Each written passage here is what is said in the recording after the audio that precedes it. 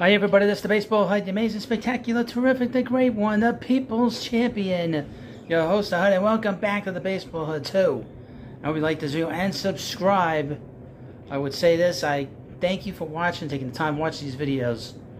But here we go, we're going to talk about Mike Trout.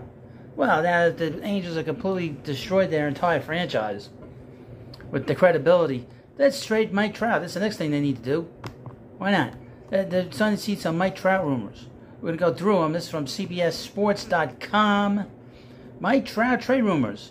Ranking all 30 MLB teams by chances of having him on their 2024 opening day roster. The Angels are reportedly open to trading Trout if he asks out of Anaheim. Well, let's see. On Sunday, USA Today reported that the Los Angeles Angels are open to trading Mike Trout this offseason. He expressed a desire to part ways. His feelings on the matter are unknown at this time, though he has stated he intends to meet with the Angels ownership and front office to discuss the franchise's direction. Our belief is that the Angels are in for several long and hard years if Shohei Ohtani leaves this winter in free agency. Earlier in the summer, executives with other front offices expressed skepticism to CBS about the possibility of a Trout trade this offseason, in part because of the Angels' unwillingness to deal Ohtani, and in part because of how Trout's injury history and contract complicate matters. Trout, after all, has appeared in less than 60% of the Angels' games dating back to 2020. He'll enter next season owed nearly $250 million more. Holy hell. Here are the teams. Who has a chance, who doesn't have a chance? Zero chance. Let's go through these teams. The Oakland A's. They could at some point be the Las Vegas Athletics at some point in the near future. The Colorado Rockies. Well, I don't see that happening. Although he'd probably be better off going. They probably had 60 home runs every year. He can't stay on the field. And that's another team that's completely dysfunctional is the Rockies. Holy hell. They've been dysfunctional since they traded Arenado. Next up, the Pittsburgh Pirates. I don't think so. Sound like Larry David. The Kansas City Royals. Although they are scouting Yoshinobu Yamamoto. Why is beyond me. The Washington Nationals. That they put here zero chance. I would not say that in particular. Because he's from the Philadelphia area. It's just, I know that's kind of further up north, but just keep that in mind. These teams lack both competitive and the financial incentive to trade for Trout. We're not too proud to admit we would purchase a live stream of whichever poor athletics executive had explained to owner John Fisher that the team was in pursuit of a player owed nearly $250 million. I think John Fisher would have like a heart attack, to be honest with you folks. I think he would have a lot of problems with that. I think he'd have some health problems. They'd have to call an ambulance for him. The next group of next group of teams, they say no way, no how. The White Sox. Well, I think the White Sox are kind of in a rebuild. The Tigers, they're going to just sort of kind of start over a little bit after Cabrera retires. The Cleveland Guardians, yeah, okay. Do you see the Guardians doing that kind of a move? I don't think so. I don't think so. The next group, good but cheap. Now, these are the cheap bastards. I mean, these are the cheap teams that don't spend any kind of money. I had it right the first time. These cheap bastards won't be making any kind of deals for Mike Trout. One, some of these places teams don't play. I mean, people don't go to these games. The Marlins, nobody goes to the games. The Rays, nobody goes to the games. The weather's going to stay there for the most part in Florida, but nobody's going to the games. The Brewers, I don't think so. The Diamondbacks, that wouldn't be a bad place for him, but they're not going to do it. The Baltimore Orioles, one of the cheapest organizations. The Orioles, no, I don't think so. The Cincinnati Reds, another cheap organization. They're not going to do that either. The Minnesota Twins. You never know with the Twins. They did sign Correa. Maybe if the Angels took some money off. And here's the next group. Fun to think about. Okay? The Houston Astros.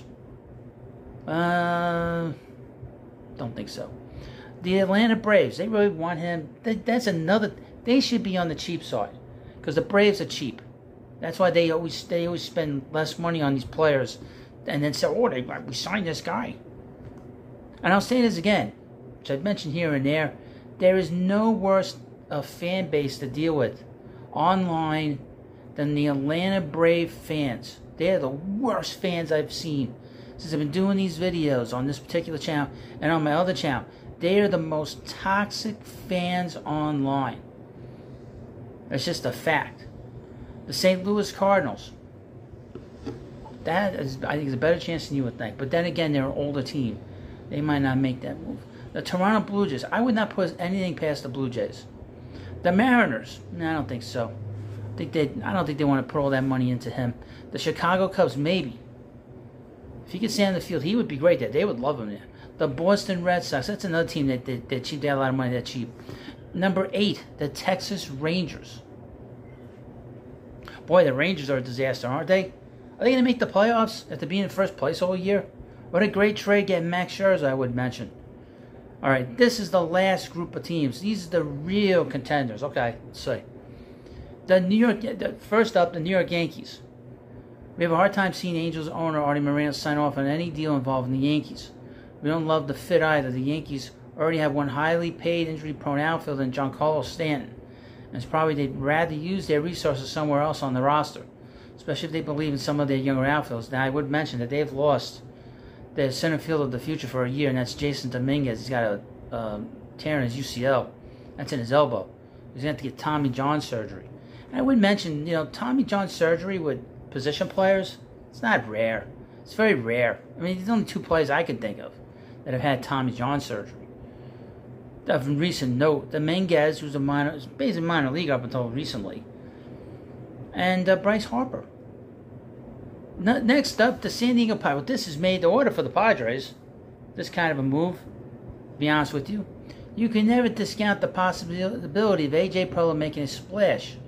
Keep in mind that Juan Soto is likely to populate trade rooms this winter, and perhaps Preller would try to pull off the ever-rare 3-way deal involving 2 future Hall of Fame players.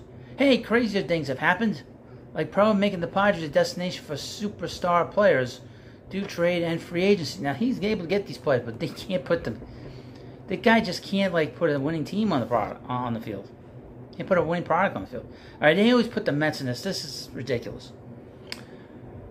We're not sure how the Mets intend to approach this offseason after selling at the deadline amidst a disappointing effort. They certainly had the financial means to absorb his contract, Mrs. Trout, and it's worth noting that Billy Epper has as much insight into Trout as any other executive in the sport. Why do those aspects matter? We're not confident enough to rank them higher or lower. I would say this is much lower than how they've ranked it. They ranked the Mets 5th in this. I don't think so. You'd have to give so many prospects, and do you really want to do that? The Mets are an older team. He's 31, 32 years old. Stay away from him. I think this is probably the most likely team that would probably want to go get him, and that's the Philadelphia Phillies. Trout landed on the same roster as Bryce Harper would be all kinds of enticing, and relocating to Philadelphia on a permanent basis would make it easier for him to attend Eagles games, and how Dave Dombrowski has always displayed a flair for blockbuster deals, and we're willing to buy in. This is probably the most obvious place for him to go. He's from Philadelphia. He has to approve a trade because I think he has no trade laws. So that would be a pretty good place. And they're a winning team. Number 3, the Los Angeles Dodgers. I don't think that's going to happen. You know why? The Angels aren't going to trade him to the Dodgers. So we'll skip over that. The San Francisco Giants. That might be number 2 on this list. Or on my list, anyway. They're number 2 on this list. We've been waiting for Farhan Zaidi and company to make a big splash for years. They've tried. They traced Bryce Harper and Giancarlo Stanton back in the day, and they more recently attempted to add Carlos Correa and Aaron Judge. Trout would give San Francisco some much-needed star power, and based on some of their past transactions, his injury history may not concern them the way it would other front offices. Plus, Moreno may not have the hang-ups with the Giants that he could with some other obvious suitors, which is the Angels, and I mean with the Dodgers and the Yankees. So finally on this, they say the Angels. You probably saw this coming based on the introduction, but we won't believe Trout is likely to move until there's more smoke. There's simply too many variables that will complicate a deal, and we have a hard time seeing him, Moreno, committing to trading away his only remaining draw when it's actually on the table. Maybe we'll be proven wrong. For Trout's sake, Here's hoping. Now, I would say that the team is poorly run. It is poorly run. The Angels are a disaster, and they've been a disaster for the last 20 years, and they will continue to be a disaster as long as Artie Moreno runs the team. And if they trade him in any capacity, it will blow up in their face. If they keep him, it will blow up in their face. Because at the top is a disaster, and when you have a top that's a disaster, it permeates throughout your whole organization. So let me know what you think about this video. Of course, please subscribe to the Baseball Hut 2. Thanks for watching, and I'll see you later.